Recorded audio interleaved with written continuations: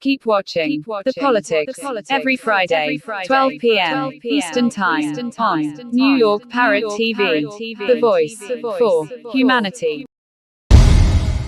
Imagine a media platform that reshapes the conversation, empowers your voice, and redefines the Bronx community. Bronx Post, changing the reality, changing the narrative. For businesses, politicians, and government agencies, we offer targeted advertising solutions that drive results. Amplify your message. Reach the heart of the Bronx and beyond. Our platform connects you to the community. Learn more. Email info@bronxpost.com or call 718-892-5555. Visit www.bronxpost.com for breaking news and updates. Bronx Post, changing the reality, changing the narrative. Okay, welcome to Talking Politics this Friday morning. My name is Robert Press. I'm a reporter, as you can see by my official New York City press card. I write for the Bronx Post, which, like this show, is part of Parrot Media Corporation. I also have a blog at www.100%.blogspot.com, where you'll see more about some of the stories we talk about, and Facebook pages 100% and what is going on in your community board. My co-host, Anthony Rivieccio, is the founder of Northwest Bronx Democrats and has a Facebook page, Northwest Bronx Democrats, which is highly active. The views expressed on the show are those of the host, any guest, or anyone commenting at the bottom of the screen, and not necessarily that of Parrot Media Corporation. Now, Mr. Producer, we're going to have to update our opening because I see President Joe Biden is still there, and Donald Trump has been now in office over a year. And let's go to the weather report today.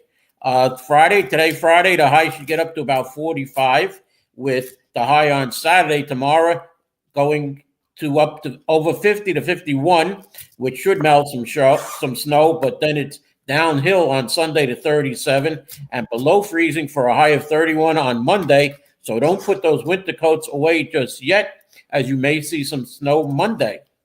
Moving on, conversations are happening in and around the White House about sequencing of airstrikes on Iran, with U.S. officials suggesting the politics would be better domestically if Israel was to deliver the first attack. The primary question is being when and how the U.S. attacks. On Tuesday night, Trump used his State of the Union address to claim Iran is starting its nuclear program all over, following last summer's U.S. airstrikes, while also working to build missiles that will soon reach the United States of America. The astonishing U.S. military buildup continues. The Jerusalem Post revealed a squadron of F-22s, an advanced fighter jet the U.S. government has banned from being exported to even its closest allies, have just landed in Israel yesterday. This is for the first time ever that the America has deployed combat aircraft to the country for a potential wartime mission. So what happens next? It's been a week since Trump gave Iran 10 or 15 days now behind us. The U.S. aircraft carriers are broadly in position. The negotiations are obviously still playing out, as Secretary Marco Rubio is due to hold talks with Israeli Prime Minister Benjamin Netanyahu on Saturday, and he just completed talks with the Iranian diplomats. On to Hillary Clinton testifying before a congressional committee investigating the Jeffrey Epstein files. Madam Clinton said, "I know nothing," sounds like an old TV show, Hogan's Heroes there was a sergeant, about him. Former President Bill Clinton is testifying right now before the committee, so next week we probably will have what he has to say. Let's get to the State of the Union, because the president rattled through his biggest achievements. He hailed Americans' heroes. He brought powerful personal stories to his policy messages. He tore into his opponents with remorseless venom, and above all, he mostly stayed on script.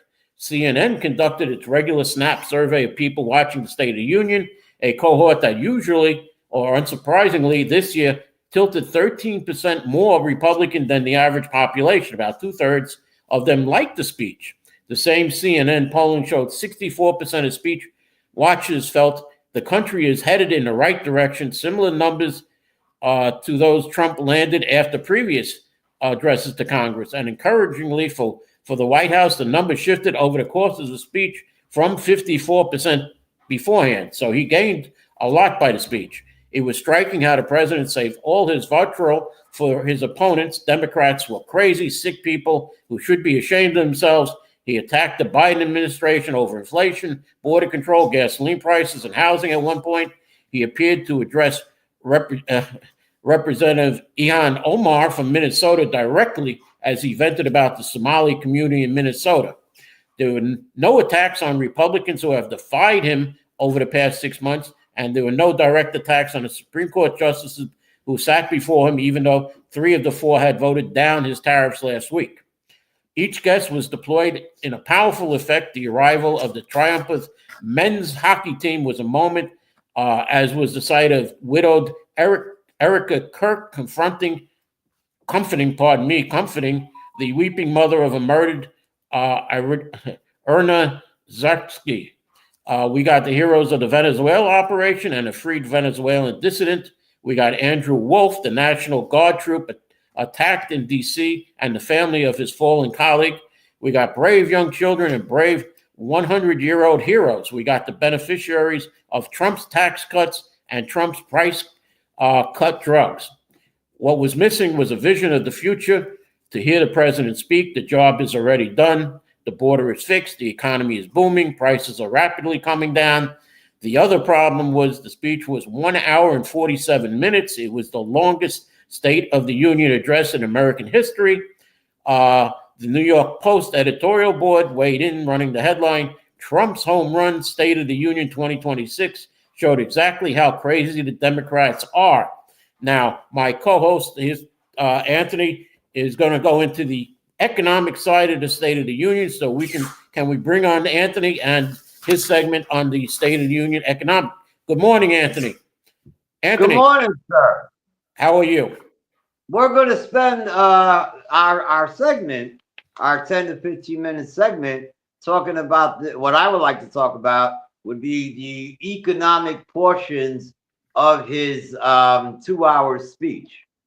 Now, what I'm going to attempt to do, because it was so much, is chop it up into segments. And I've chopped it up into 3 segments when he spoke about economic policies in somewhat of a fashion. And you're going to see a pattern is going to arise. After I cover these areas, then I'm going to fact check these areas. And you should know I probably grew about 2 or 3 gray hairs last night fact checking all of these, let's call them allegations, right? So in these 3 chunks that I'm talking about, we'll take them one at a time. And the first chunk, you could say it was the first 30 minutes of the speech. In the first 30 minutes of the speech, in my opinion, he talked a whole bunch of economic stuff.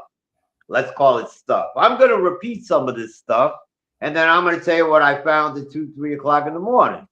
So in the first 30 minutes of his speech, of course, he goes on to say that our nation is back. Richer. Anthony, can you fix your screen a little bit? You're at the bottom of the screen. We want to see more of you. Or sit up on a telephone book as people used to do. Hold on. Hold on. I want you to call me after the show, okay? Okay, no problem. But that's a little better. Center yourself. Hold on, brother. Relax. The problem is Anthony's on his cell phone right now. I'm on a computer, so. The problem is, and it's not a problem, is that we are using StreamYard, which of course is a problem because you can't get it to circulate. And then, of course, yes, I am on my telephone, so I apologize, everyone. I'm not going to use my laptop because you're also looking at a stressed income tax man. Okay. If you need your taxes done, feel free to give me a call. 347-575-5045. That's what you get for waiting 10 minutes to put me on air. Now, is that better? Well, can you raise it a little? We got to. We see Sure, you see the ceiling and the wall in the background. I can make it bigger than me. How's that? We want to see you, Anthony. Okay, Want to see me? I don't know why. That's a little better, but okay. Well, let's continue anyway. Worse as opposed to better. Okay.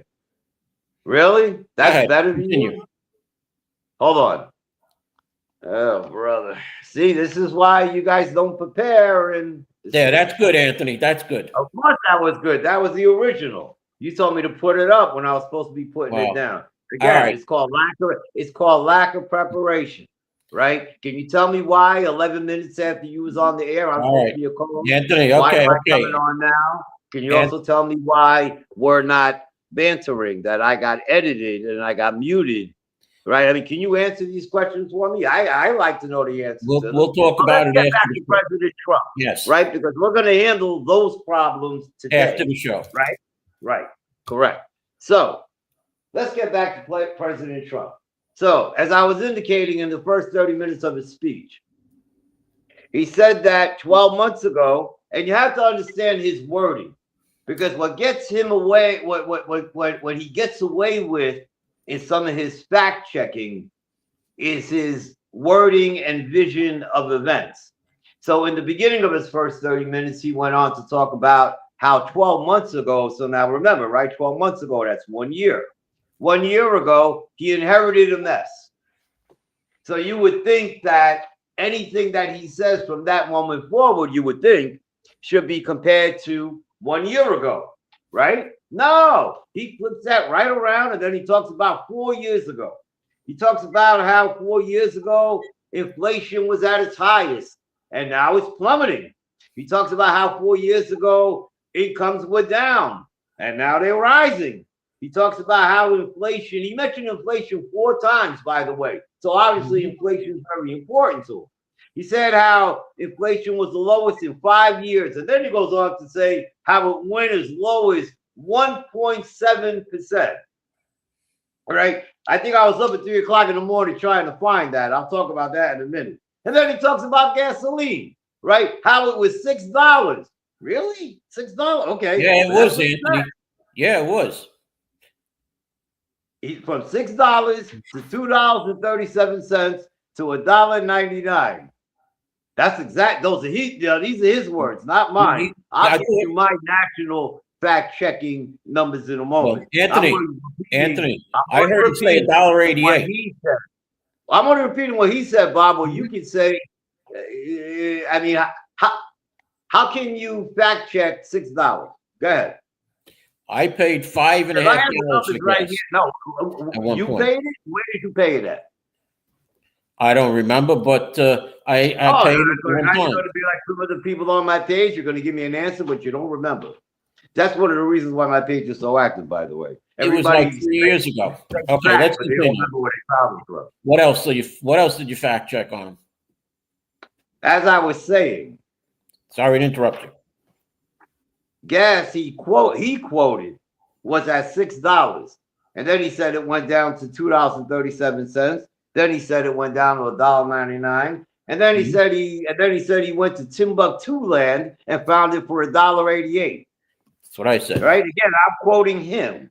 Right? I'm not making things up or saying I bought it at the grocery store. Right? He also said mortgage rates were the lowest in 4 years. He also said that there was record job growth in the private sector. These were all of the things he said in the first 30 minutes of his speech. Fact check time. Let's talk about inflation. Well, remember, as I said at the beginning of this conversation, I said he started off talking about a 1 year variance, right? And then he went into a 4 year variance. So I'm going to give you some fact checking numbers on a year by year and 4 year basis. So let's talk about inflation. 4 years ago, yes, 2022, one of the worst times in our economy. Inflation was at 8%. And then in 2023, it went down to 4.1. And then in 2024, it went down to 2.9. And in 2025, it's at 2.6. As of 2026, it is now estimated, based on wholesale reports that came out this morning, at 2.9. My suspicion is that by the end of the year, that might grow a little higher to maybe 3.0, 3.1. Was Donald Trump correct in his statements? Yes and no. Right? He was right in regards to a 4-year variance. In regards to a 1-year variance, what did it change? It's basically been stagnant, right? 2.6, 2.9. I'm not saying those aren't good numbers, but those are stagnant numbers. When you compare it to 4 years, oh yeah, it's a very big drop. So was he fact check correct? Yes, no. Next item. Income. Well, in 2022, income was up 6%. It was up to 7 on a national level. These are national numbers, by the way. $76,000 a year, and it went up 6%. In 2024, it went down 3%. In 2025, it was stagnant. And in 2026, as we speak now, it is estimated at 6%. Some of that being GDP growth, some of that being inflation growth. So is incomes rising? Yeah, he's right. Let's talk about gasoline. You spoke about that. Like your favorite subject. In 2022, the national average was $4.06. If it was higher before then, which I won't disagree, he didn't mention that, right? He didn't say he found something in 1937, right? So in 2022, the national average was $4.06. In 2023, the national average was $3.43. 2025, it was $3.10. 2026, it was national average. It is now at $2.97. Has the price of gasoline gone down from a 4-year variable to a 1-year variable? Yes, it has. But I think it's also fair to say, and again, I got the numbers right here, gasoline year over year has gone down minimal 3 to 5%. Again, whereas if you compare it to 2022, notice the pattern, right? So again, and by the way, the pattern is true. 2022 was a very bad year for the economy. So looking at any numbers in comparison to 2022, sure, those numbers are going to be, most of the stats are going to be very favorable. But if you compare them, 2025, 2026, he is minimally correct. So in the first third of his statement, those are the fact-checking results. If I, as a college professor, if I had to give this a grade, what would I give it? I'd give it a B. I'd give it an A. So let's get to the second phase of his speech. And it was 15 minutes after the first 30 minutes that he started talking about wonderful things like the big, beautiful bill. And how the big, beautiful bill, he indicated, gave us the largest tax cut in United States history.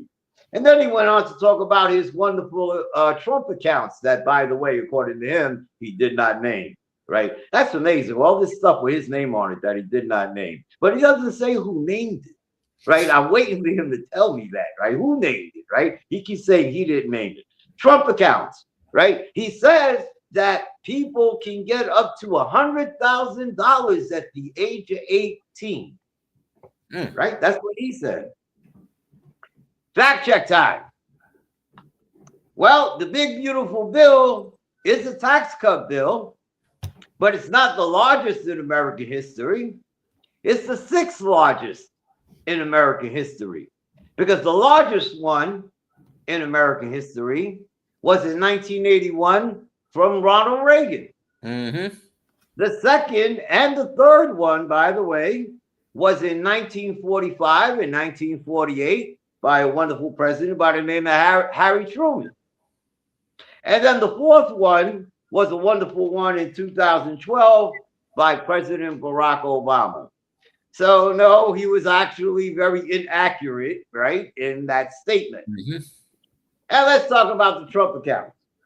Well, you know, it's very hard to give a very accurate answer with something like that, right? Because remember, he says he's going to give you a contribution annually of $1,000, right? And you can invest it wherever you want. Well, Robert, you know, as we indicated in the promotion for this week, right? You go to the bank, you counted your billions of dollars, right? Wouldn't you agree that it would be a lot harder to have those billions at a 3% interest rate versus a 10 to 20% interest rate? Yeah, well, Tony, I'm in the market. And Exactly. the market Exactly. is booming. No, but this is my point. My point being, okay, so how do you get to that $100,000? Right? How aggressive do I have to invest to get to that $100,000? I made a statement. I said you can buy this, or I'm going to give it to you. Actually, you ain't got to buy it, right? I'm going to give it to you, and by the age of 18, it's going to be valued this much. That's not guaranteed, right? Didn't you just say, right? Mm-hmm. Well, I got to invest in the market to get that, right? Is the market guaranteed? No. The market's not guaranteed, No, right? And you would actually have to invest very aggressively, right, to do something like that. Yeah, right? as the president said, it was over 50,000, and now it's back under. It's at 49, about 600. So it goes up and down. It fluctuates. There are Okay, good well, days. what the president forgot to tell you, what the president forgot to tell you is that unless he increases the contribution to $3,000 a year as opposed to $1,000, which is what it is now, right? Mm-hmm. That account would have to get 60% a year. So was he right? Yes. Right? It's like the old life insurance salesman, right? I knock on your door. Hey, Bob, you can put it with this company on paper. It says you're going to get 100%, right? All you got to do is sign here, and I'll see you tomorrow. Right? Mm-hmm. That's what this sounds like to me. So I got to give him a very low grade on that, right? So you take that second segment together, in my economic opinion, and I'm going to give him a 3, right? A 3 out of 10. So before I go to the third and final segment, it sounds like you got a question. No, I don't, because we're starting to run out of time. So, okay, so third. Imagine a media platform that reshapes the conversation, empowers your voice, and redefines the Bronx community. Bronx Post, changing the reality, changing the narrative.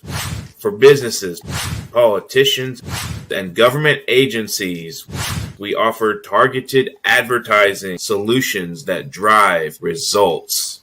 Amplify your message. Reach the heart of the Bronx and beyond. Our platform connects you to the community. Learn more. Email info@bronxpost.com or call 718-892-5555. Visit www.bronxpost.com for breaking news and updates. Bronx Post, changing the reality, changing the narrative.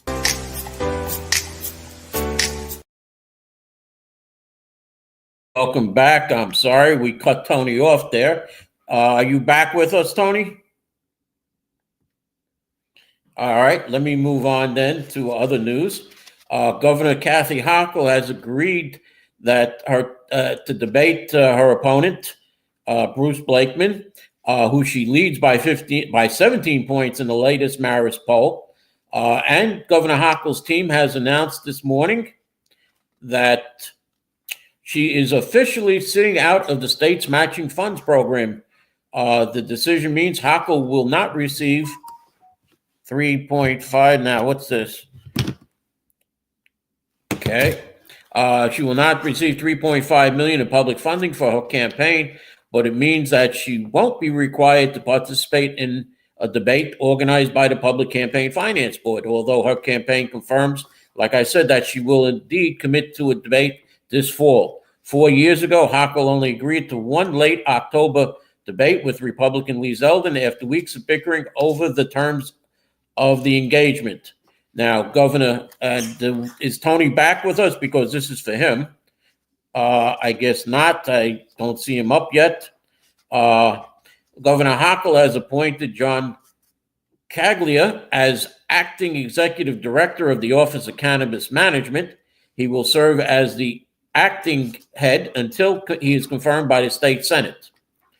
And as far as the state legislature goes, it seems there's going to be an exodus of 16 lawmakers from both parties who said they won't seek re-election this year. As for the state Senate, State Senator Michael Gianaris, a Democrat from Queens, Brian Kavanaugh, a Democrat from Manhattan, and Alexis Week, a Republican from Long Island, are not seeking re-election.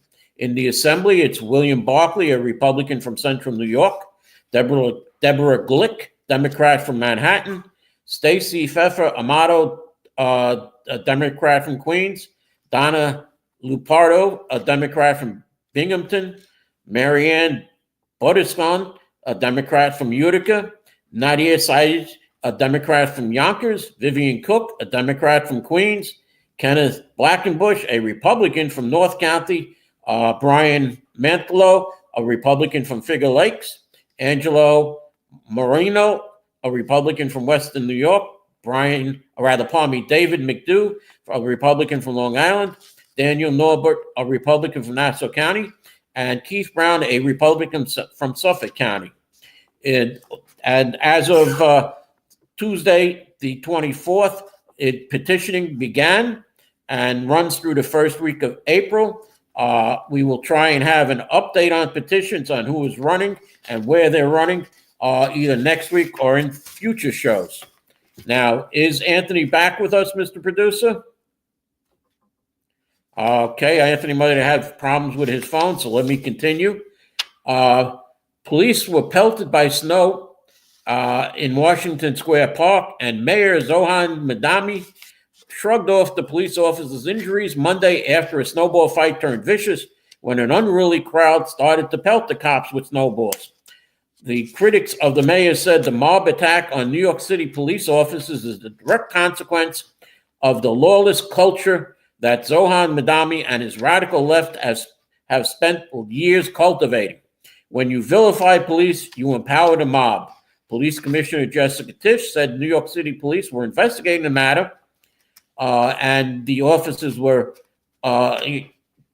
struck in the head and at close range with snowballs, causing injuries to the head, face, and neck area. The officers were transported by EMS in stable condition to Northwell Greenwich Village Hospital for treatment, according to the NYPD. Now, Mandami, in a break from Tisch, said that police officers' union appeared committed to portraying the snowy attack as something more innocent. After acknowledging that two officers were facing lacerations on their face, Mandami told reporters the people who tossed the snowballs were kids and declined to entertain the possibility any adults were involved. I can tell you from the video I saw, it looked like kids in a snowball fight, he said. Now, Patrick Hendry, president of PBA, which represents the rank and file officers, described Mandami's response as a complete failure of leadership. This was not a snowball fight, Hendry said. This was an assault by adults that landed two police officers in a hospital with head and face injuries. By ignoring the injuries and dismissing the incident, the mayor has sent a disgraceful message to every police officer who serves the city and a dangerous message to every person who might be looking to attack a police officer in the future. And in the past, mayors have gone to the hospital to visit the police officers to see how they work. But Mandami hasn't. One arrest has been made, a 27-year-old male and Manhattan District Attorney Alvin Bragg has dismissed the charges.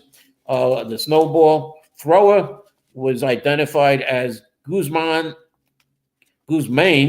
Colberly, and he will be charged only with misdemeanor, the obstructing governmental operations, administration, and a harassment violation. The state Republican Party is ragging on Mandami and District Attorney Alvin Bragg, saying that Mandami and Bragg are New York City's axis on anarchy. And they include things, will only get better if we fire Kathy Hochul and elect Bruce Blakeman as governor. Moving on. It appears that an armed man was shot and killed Sunday morning by Secret Service and local law enforcement officers overnight when he entered Mar-a-Lago secure perimeter. Authorities said, the Palm Beach County Sheriff said the man had a gas can and a shotgun, the latter of which he lifted up after being ordered to drop it. Trump and First Lady Melania Trump were in Washington at the time. They were not there. Around 25 Mexican National Guard officers were killed in separate strikes that took out El Mencho, the head of Mexican's fast-growing Jalisco New Generation cartel over the weekend. The takeout of one of Mexico's most wanted drug lords had triggered a wave of violence. The New York Times reports in states around the country, armed groups blocked roads and set fire to supermarkets, banks, and vehicles in one of the most widespread eruptions of turmoil in the nation's recent history. The U.S. had warned citizens currently in Mexico to shelter in place until further notice. Now, some more Zohan Madani. New York City public schools were closed Monday thanks to the 9th biggest blizzard in New York City history. 20 inches of snow fell in Central Park and the Bronx. It's the first time city kids have gotten an old school snow day without remote learning since 2019, Mayor Zohan Madani said. Because of the blizzard, Madani instituted a citywide travel ban, shutting all roadways and bridges to non-essential traffic from 9 p.m. Sunday through noon Monday this past week. New York City public schools opened Tuesday with about 63% of students showing up for classes, and schools chancellor Kamar Samuels told reporters during a briefing the typical attendance usually hovers in the 80s. Some 12,000 teachers out of 78,000 teachers were absent, and the chancellor said, adding that 5,000 substitute teachers filled in. The school system also received 78 complaints about bus delays and disruptions. New York City Council member Frank Morano, who represents Lower Staten Island, said schools in his district were operating at about 15 to 20% attendance.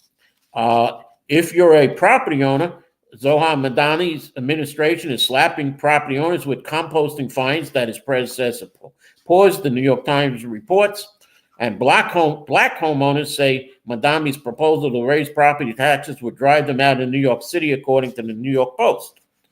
Zohan Madani's campaign to pressure Governor Kathy Hochul to back a tax hike on the rich, its New Yorkers, is falling flat, leaving it up to his ardent left-leaning supporters in Albany to pursue the moderate Democratic to flip-flop.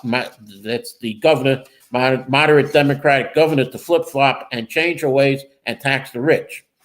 In his State of the Union speech Tuesday night, President Donald Trump praised Madani as a nice guy, even though he's a communist. Madani's administration said they want people to shovel snow. They got hit hard, but if you apply for that job, you need to show 2 original forms of ID and a Social Security card, Trump said to roars from Republicans in the House chamber, yet they don't want identification for the greatest privilege of all, voting in America. Now, there is a new thing that was passed by the people. It's called ELERP. The mayor's office announced that the first ever use of the expedited land use review procedure, a new 90-day approval process meant to slash timelines for affordable housing projects. The streamlined approval process for similar developments is being implemented in response to housing ballot measures passed last November. That was, I believe, ballot proposal number 2 that passed. Powerhouse Apartments at 351 Powers Avenue in the Mott Haven section of the Bronx is the first project on the expedited track of affordable housing development planned for a city-owned parking lot in the South Bronx. The project will include more than 84 affordable units, with 30 units reserved for formerly homeless New Yorkers.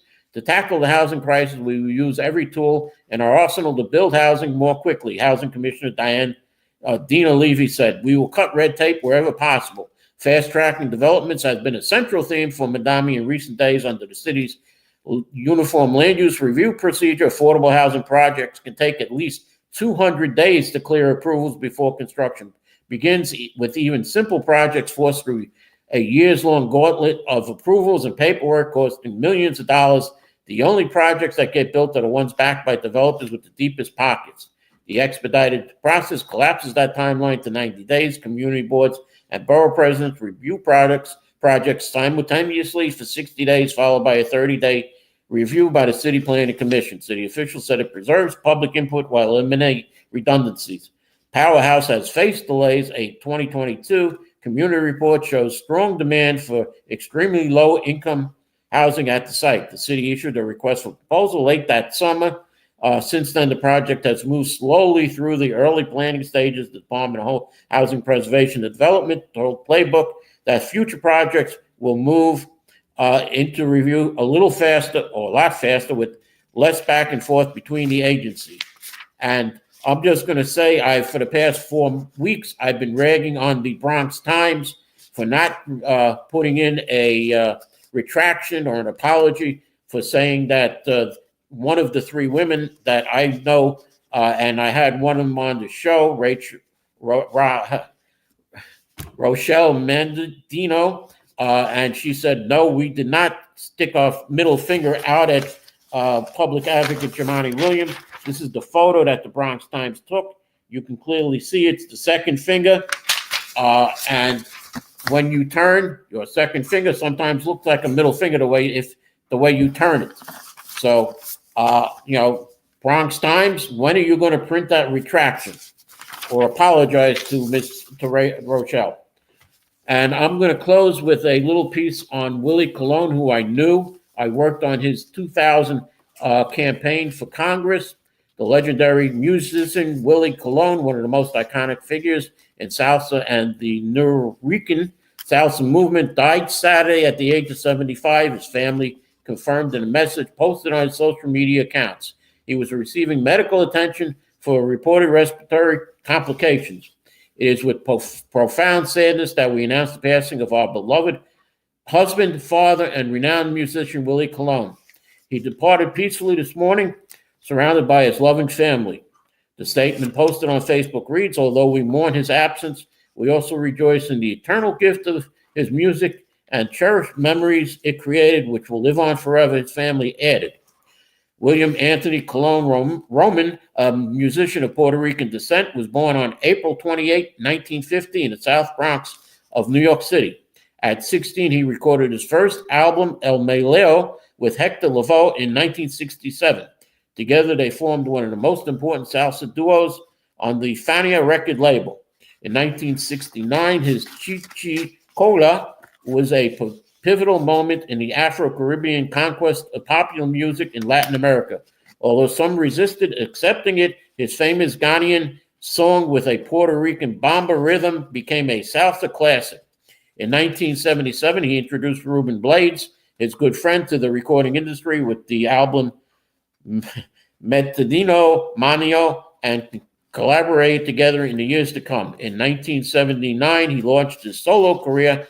He was nominated 8 times for Grammy Awards in the tropical music category.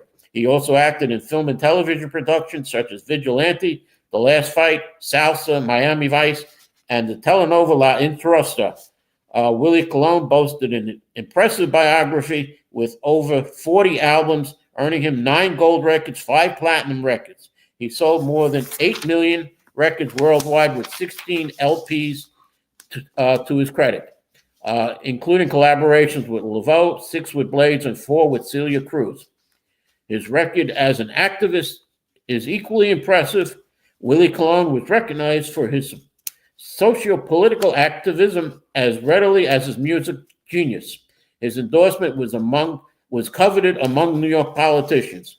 Willie's last performance was on August 9th, 2025, in a sold-out concert in San Juan with the Puerto Rican Philharmonic Orchestra. Goodbye, old friend, until we meet again. And that's it. Thank you for watching. We'll see you next week here on Talking Politics. Thank you.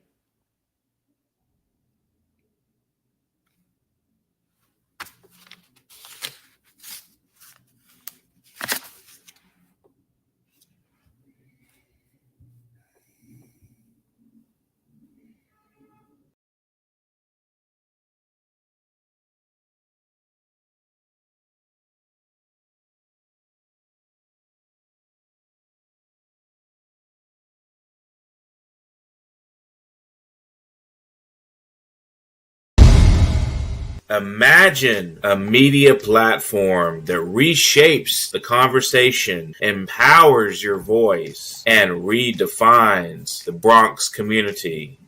Bronx Post, changing the reality, changing the narrative. For businesses, politicians, and government agencies, we offer targeted advertising solutions that drive results. Amplify your message. Reach the heart of the Bronx and beyond. Our platform connects you to the community. Learn more. Email info@bronxpost.com or call 718-892-5555. Visit www.bronxpost.com for breaking news and updates. Bronx Post, changing the reality, changing the narrative.